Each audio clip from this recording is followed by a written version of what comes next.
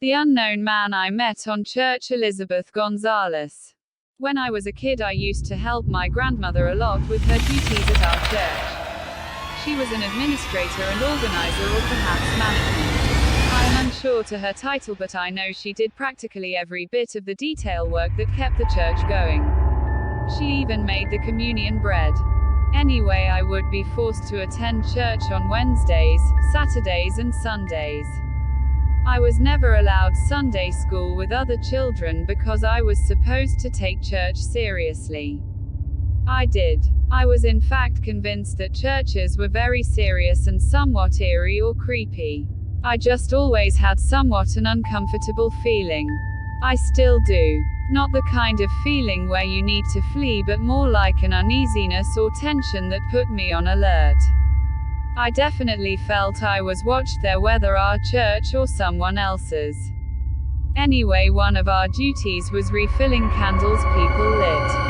There was an altar near the organ, and that is where people would put candles for prayers of loved ones.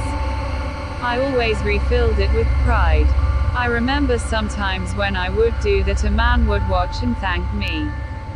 He helped me with the ones that were very low and needed to be put out and removed.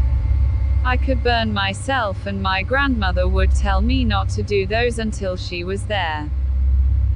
I believe a few times he helped me out. There is a long metal stick with a little bell-looking thing on end that snuffs out the candle. I cannot think of its name, but I am sure some of you know. Anyway, he would help me hold it and snuff them out. I remember I would always say out loud, "Please God, do not stop this person's prayer because I am changing out this candle. I am only doing this to make sure there is a candle for someone else." I remember the guy told me that was very nice of me to say that, but God knew I wasn't stopping anyone's prayer or doing the wrong thing. For some reason, the approval of this man made me extra proud. Often I liked trying out the organ, although my grandmother would get somewhat annoyed when I did because it was not a toy. I still would do so, usually with just a few short go or once in a while, until she would come out and say something.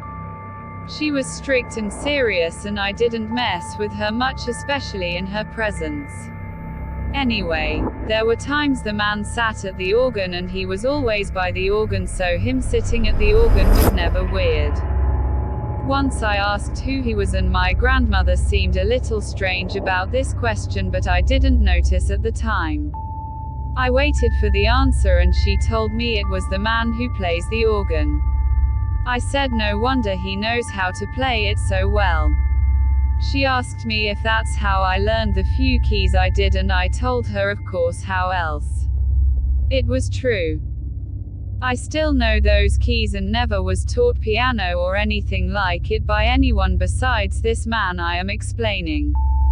I have even asked family, and they assured me I never learned piano or organ that they know of. Anyway, I think back to these times and the time I asked about him, and I remember my grandmother being a bit weird about it when I asked. I remember we had keys to the joint and were always had the only car at the church when we left and arrived. Once I asked her if the man sleeps at the church.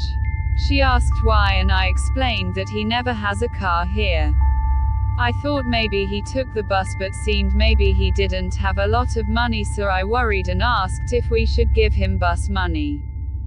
She said she thinks maybe he does sleep there and that bus fare is unnecessary because he can get to each church just fine when he is supposed to leave and go.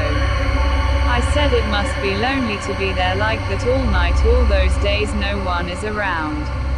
I remember her saying with some excitement, "No way. No one is lonely when they are with God," and also said something like, "If God is with him, then everyone else is lonely." She explained that God could be everywhere with everyone, and my mind was blown. I had so many questions, but if I asked the man, most of the time he would say I should ask my grandmother.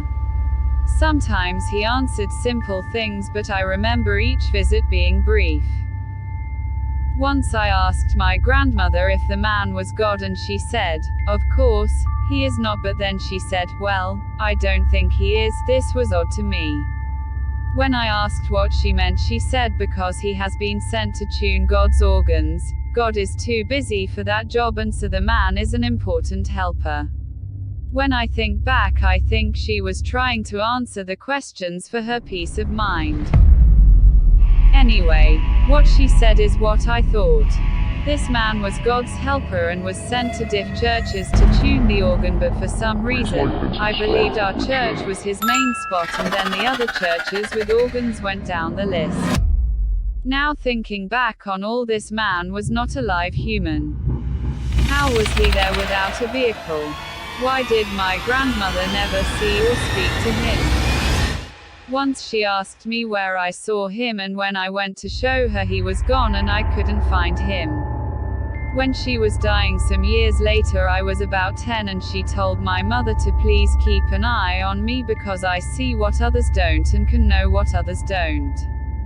So she had cancer that took over her brain and was saying a lot of funny stuff.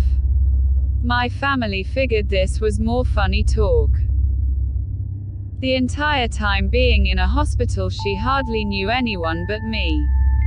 When I showed up, she knew who I was but thought we were the same age and I was driving age because she begged me to bring the car around and get her makeup bag.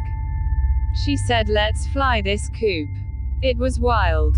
She also told me to listen to the beautiful music the angels in the corner of the room were playing.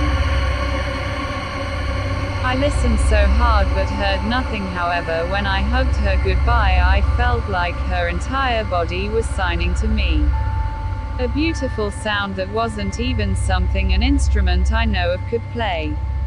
It was amazing. I was amazed by the sound. It was crazy. My mom ignored what I said because she was severely stressed and sad. Anyway, it's made me wonder how many other people I've met and spoken to that are not alive.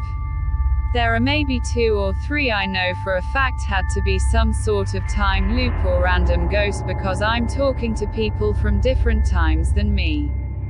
Now that I think about it, the organ tuner Def had different period attire and I don't believe he was wearing shoes.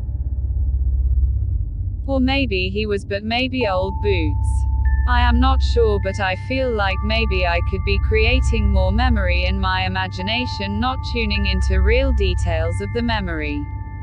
I know this story is real memories, just wonder if some of the details I remembered later are imagination. Thank you for watching. Make sure to like, share and subscribe for more stories.